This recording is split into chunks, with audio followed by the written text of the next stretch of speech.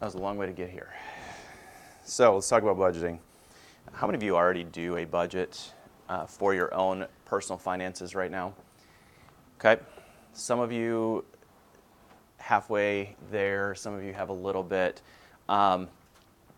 So when we get to fourth quarter and we talk about Dave Ramsey's personal finance stuff, he is big on having a zero-based budget. And we're going to explain a little bit about what that means today, and you'll hear about that a little bit more fourth quarter.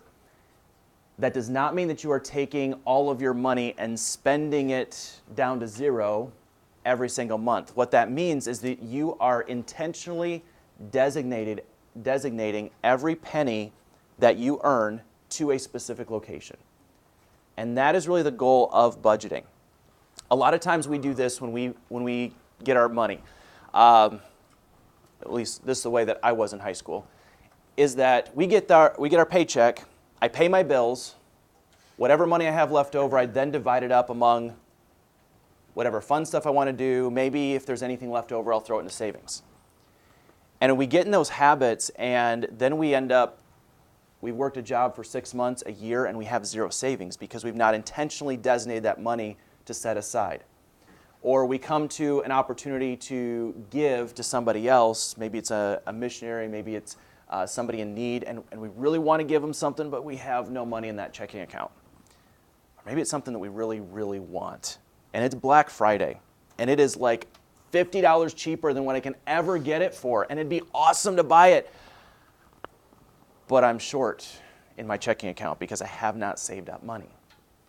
And people are constantly struggling with this because they're not being intentional with their funds and their resources. And this is what a budget is intended to do, is to help us prepare ourselves for that. Christ talks about this in the book of Luke when he says, "For which one of you, when he wants to build a tower, does not first sit down and calculate the cost to see if he has enough to complete it?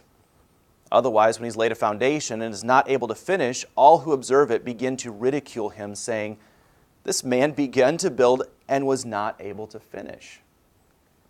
Now, I don't know if you've ever thought about this story in the framework of your finances, but have you ever seen one of those buildings that never gets finished because they ran out of money? I have. There was one down the street from our school, down in Georgia, that to this day still has not been completed. It's a beautiful brick building. They put up, the first people came in and they spent a lot of money on the garden area around the perimeter of it. They laid the foundation, they put in all the plumbing. You saw the beams go up, and then work stopped for about 6 months. Nobody touched it. For sale sign goes up. Somebody buys it. They take the beams and the structure and they lay it in brick. They put a roof on top of it. They fix up all of the lawn and garden that had gone in disrepair over the last 6 months, and it started to look really nice. And then work stops. It's an empty shell. There's nothing inside. They didn't have enough money. They spent all the money on brick and landscaping. Nothing left. For sale sign goes up. It sits for about 18 months this time. And then somebody buys it again, and we start seeing construction go on the inside, and there's a sign on the outside that says Snowy Joe's. It was going to be a kids' indoor playland with inflatables and ice cream and all kinds of stuff. It's going to be cool. And then work stops. And to this day, to my knowledge, nothing has ever been permanently put into that location because they didn't calculate enough. And I don't know their backstory. I don't know what else happened there. But they didn't calculate enough, and it never finished. So you think about your life goals, your life dreams. Whatever they may be, whether it's to own a house someday, whether it is to have a particular car someday, whether it is to have you fill in the blank. If you don't intentionally determine how you're going to get there, it's never going to happen. So when we talk about budgeting here, there are a number of benefits of budgeting. When we are looking at our budget, it is a pre-calculation of all of our income and planned expenses. So we are ahead of time planning out where that money is going. We are spending that money before we've ever written a check, swiped our card, or given out cash. For those of you that have followed Dave Ramsey at all, know that he is all about using cash only. His site does it really? Wow, that's interesting. Somebody needs to call him up on that. So when we budget, there are a few other benefits here just besides just the fact that we are determining where our money goes. We also can identify certain patterns and priorities in our spending. You can find out if you are an impulse buyer. Can any of you self-identify already as an impulse shopper, impulse buyer? Yeah, that's good. Step 1 is admitting you have a problem. Step 2 is then budgeting. So why do they put all those candy bars right by the grocery store checkout line? Because they make good decorations. Because, yeah, they're colorful, they're pretty. A lot of times moms go shopping with their kids, and kids get hungry staring at all that food as they're sitting in the cart. And the last thing before they go, when mom has said no, no, no, no, no, 87 times, there's a candy bar, and it's on sale today. 2 for 70 cents or 2 for $1. Okay, fine. Always go to, okay, Meijer's the place to go. Good to know. So when I was growing up, my mom had this deal when we went shopping that we were not allowed to ask for anything. We were not allowed to touch stuff. We were to be helpers and that type of thing. And we never knew when. But if we had been following the rules, every once in a while, she would say, okay, I want you to go to the candy aisle. I want you to pick out a candy bar. That was like awesome. It was like the best day ever. But we never knew which day it was going to be. And if we blew it, and that was the day it was supposed to be, then she would tell us when we got to the car, hey, today was candy bar day, and you missed it. And tears would stream down her face, and, you know, it was rough. Yeah, she probably did. She probably did. But I learned very quickly how to behave myself in a store.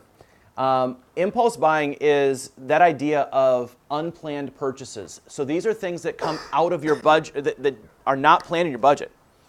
And so when you impulse buy, you just decide to buy because it's right there in front of you, or it's such a good deal, it's on sale.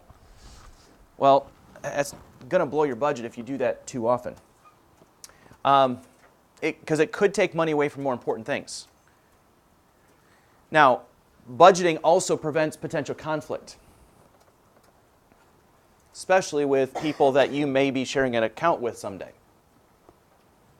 One of the top reasons for marriage stress is finances.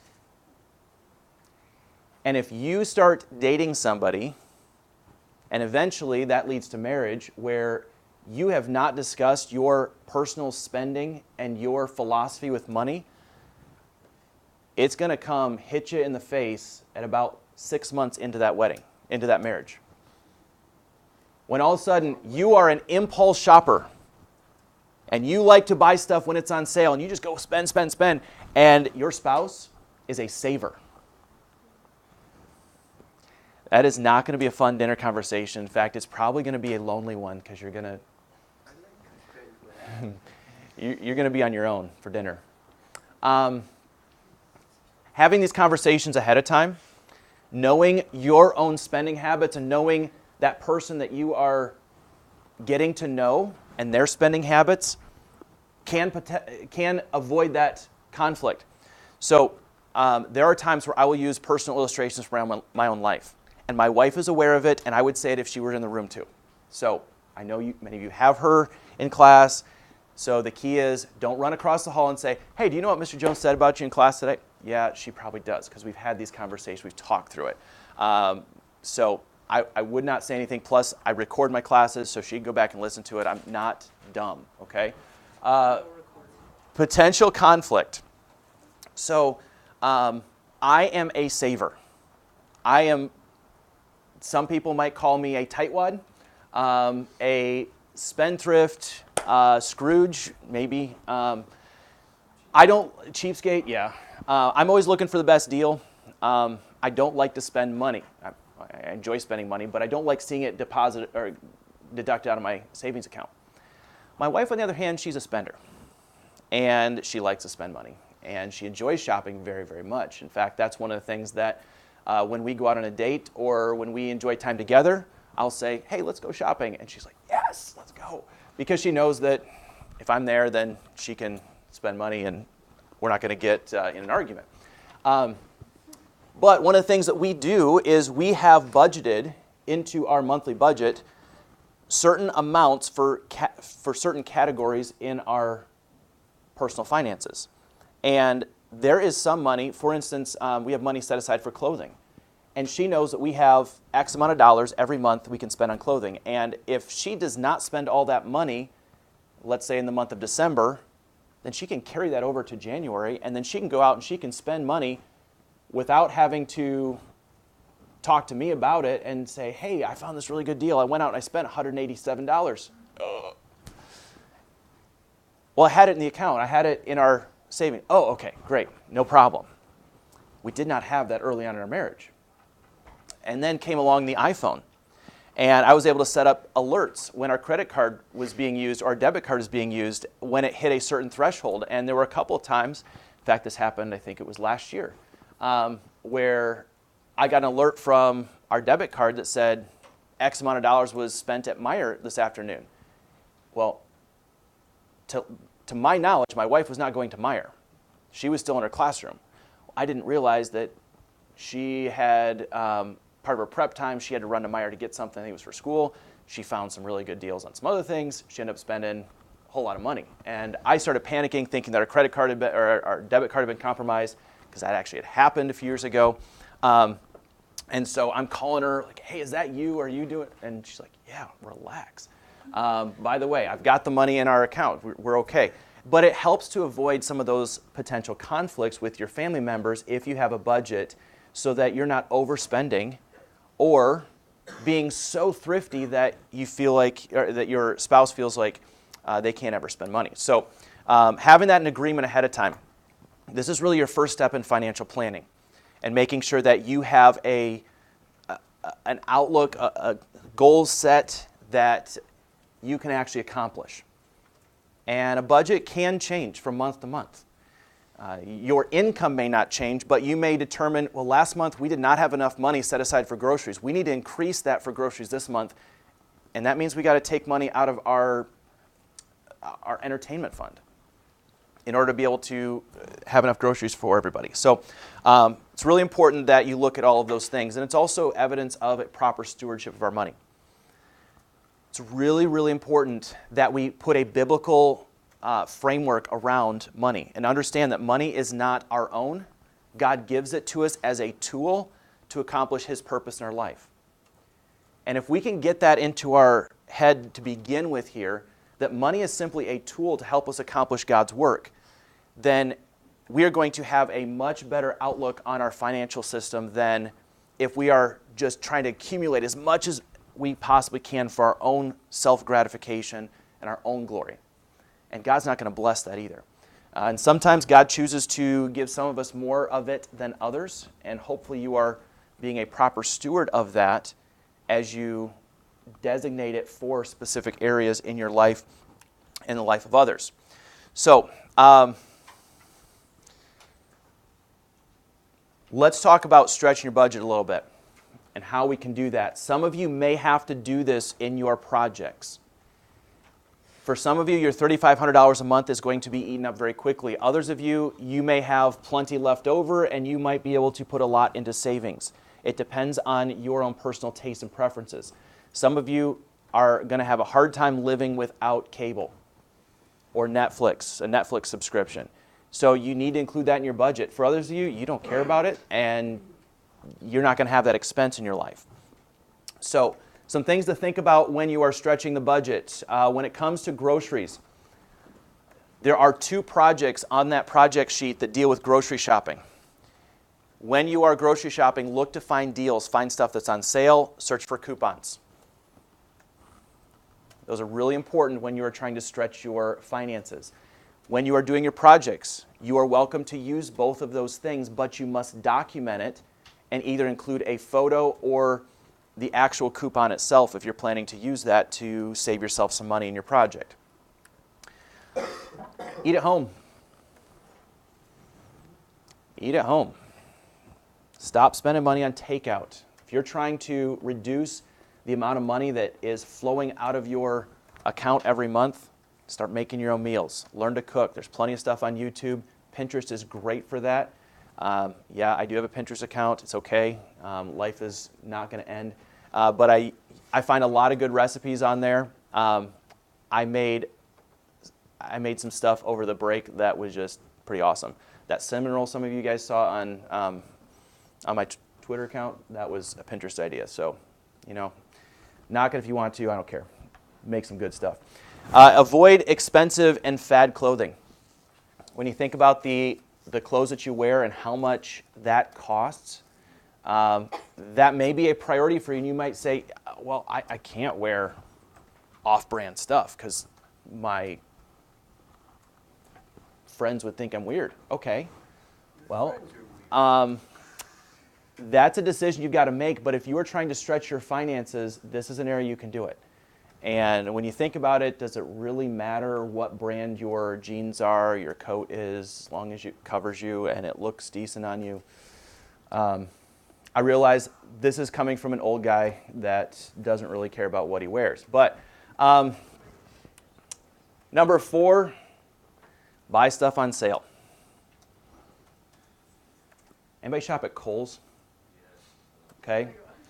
All right. If you shop at Kohl's, don't ever buy something full price. If you buy stuff at full price at Kohl's, you are not a wise shopper. If you wait another week or 2, it will certainly go on sale. Their stuff is notoriously overpriced when it's regular price. When they put it on sale, now it's much more competitive and sometimes cheaper than other places. They do have a lot of good deals on their clearance rack. They do mark things down there. But search for sales. 5th here, never shop hungry. Go back to our conversation on impulse buying. Don't shop hungry.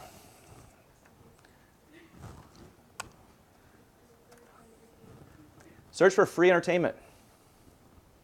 There's plenty of free things to do.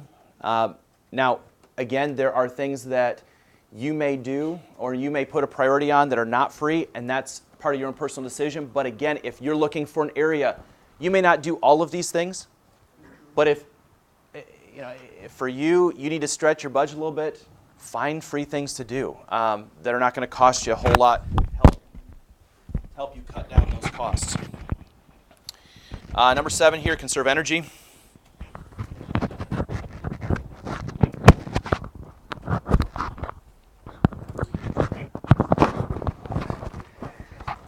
Yeah, think about how much your electric bill is. If you don't know what your family pays for electric, I'd encourage you to ask your parents sometime, especially when you are leaving lights on, the TV on, your cell phone or music playing in the background with nobody listening to it. Just find out sometime. Same thing with your natural gas bill. It's not cheap. Take snacks from home. Once again, this is another area of conflict between my wife and I when we first got married. So our honeymoon was a road trip. We drove to North Carolina. And so we did not have the money to fly. We drove. And I packed a massive bag of snacks that I had bought from Aldi and Walmart and the grocery store when they were on sale. And that was my plan for snacks on the way. And my wife thought I was crazy because her family grew up. She traveled in evangelism for, I think it was 5 years. And they would stop at convenience stores and they would buy drinks and snacks at convenience stores along the route because they didn't have a permanent home. They lived in their trailer. And so that's the way their family still works. When we go to a baseball game with her dad, a lot of times we'll stop somewhere. Hey, let's stop at a gas station. Let's get a drink. Let's get some snacks. And I'm thinking, it's 75 cents for this little bag of chips that I could have gotten a whole box full of them for about $4. And, he's like, hey, it's okay. It's fun, and that's just the way that they roll. So taking snacks from home is kind of the way I grew up. Not necessarily her family, but we learned through that. We talked through that. Now we have a little bit of a compromise. We take a few things. Sometimes we might buy something along the way if I really get my arm twisted on that. So let's take a look here. There are two different types of expenses you're going to encounter with your budget. First type is a fixed expense. These expenses do not change month to month. Fixed expenses are things like your rent, or if you have a car payment, or if you have a specific bill like your garbage disposal or garbage removal. I know the City of Lafayette pays for that, but not everybody has that luxury. Those fixed expenses are going to be things that do not change. Your cell phone bill, fixed expense. If you have cable, your cable bill is going to be fixed expense. On the other hand, you have variable, and these are expenses that rise and fall as your income changes.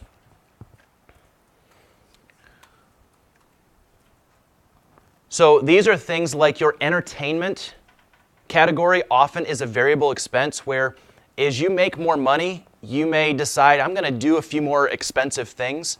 Your vacation fund would be a variable expense because you may be able to take a more extravagant vacation. You might be able to afford to fly somewhere instead of drive.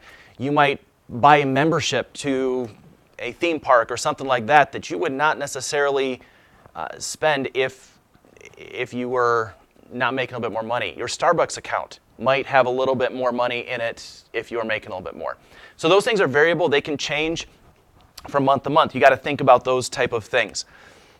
Even gifts. When you come around to November and December, you're going to be spending more money on Christmas gifts than you will the rest of the year. So let me give you some categories here to consider as you're putting together your budget. And this is where we'll end today. And these are categories that are pretty common and very typical that I would assume all of you will have, or at least you will have most of these. So we're going to begin here with tithing and charity. At least from my philosophy, I believe that our money is God's money. He allows us to borrow it. And so I believe the Bible's pretty clear on giving back to God. And so you can determine how much you want to include in that, whether you are going to stick with the standard 10% or if you are going to increase or decrease that. But I would encourage you to make that the number one thing on your item list here, so that way you make sure that you have that included and you're not coming to the end of your budget going, oh man, I'm going to have to go down to like 7% because I don't have enough money left over. Put that first. Charity would also be included in that if you're going to give above that. If you're going to give to other causes, if you're going to give back to missions, or you're going to give to other areas, include that as well. Savings. On average, how much of people's income do most Americans save? What percent? 2%, you're pretty close. It's actually 4%. Average American saves 4% of their income over their lifetime. Now, let's compare that to other nations around the world. When we look at France, Germany, and Italy, on average, they save about 10%. That really should be your target, where you are saving about 10% of every paycheck, putting that into savings. But everybody's different. You have to determine what's best for you. If we were to look at South Korea, they save 15% on average. So I don't know if it's quite that much, but you need to think about how much you're going to put into savings. Food. You should have a food category. Whether your food category includes mostly groceries or whether it includes going out to eat, see budget saving ideas here from a couple slides ago, but your food category should provide enough food for you to last for the entire month, okay? So you're not going to survive off of $18 all month long. I doubt it. Housing. So your housing, generally speaking, for most Americans is roughly 30 to 35% of your income. Most people will be living in an apartment or a house, and their mortgage will generally fit into that area. Obviously, that can fluctuate. But in that housing category, you should include things like your rent, your mortgage, whichever one you have, your insurance. You do have to have insurance. We'll talk more about that later.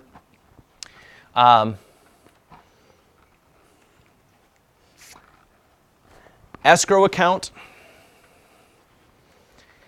This is an account that's specifically set aside when you own a house to help you save money for your taxes and property insurance, or property taxes and house insurance.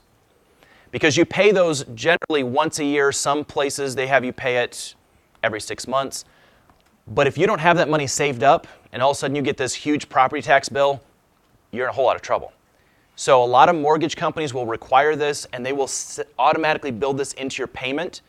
And so that way it will be set aside. When that payment comes due, you've got the money already saved up. You've just been putting that into your mortgage payment. So that's not something I'm going to ask you to include in your budget, but that's just something that often comes up where high school students are saying, well, what's escrow? I don't understand what that means. That's essentially what that is for, and that's often included in your housing costs. Don't forget about your utilities, electricity, gas. I would include your cell phone in your utilities cost. Internet, that's generally not free, and no, you cannot log into your neighbor's free Wi-Fi. So consider all of that. Your water bill, you do have to pay for that. Question about the housing. Yep. So a lot of like when we get out, Mm-hmm. we'll be rooming with friends. Are we not doing that? Are we not splitting like rent costs? No. So you're playing your own. You are on your own. Yeah, so you are assuming you're out of college at this point, and that for the most part, it's you and a spouse. There are a couple of projects that say for a family of 4. So for those, you're going to have to be a little more creative when you're budgeting for those things. But for like when you're considering this initial budget, think of you and a spouse. All right. So you need to have. She's not splitting. Your total income is $3,500, so you share the account. All right, good question though. I listed off a few things that could be included in your utilities there. Transportation. So if you choose to take out a car loan, that needs to be included. If you do not have a car loan, then you should have a sinking fund or a savings fund toward a car where you're putting a couple $100s every month into that. You do have other expenses when you have a car, such as licensing, insurance, fuel. All those type of things should be considered in your transportation expenses. Here are some final categories that are pretty self-explanatory that are often included, whether it's clothing, health. Personal items would be things like you go to Walmart and you need shampoo, you need dish detergent, those type of things would be personal items. Contingency is like that. If I go over a little bit in a category, I've got some extra money here to cover that. Or it could cover your impulse buys. So we have a contingency fund in my personal budget. It's up to you whether you want to include one in there for you as well. Education expenses, should you have a loan that you had to take out for college, you might need to include that in there. And then miscellaneous would be just anything else you want to include in there. So on Thursday, I want you to be looking for creating your own budget.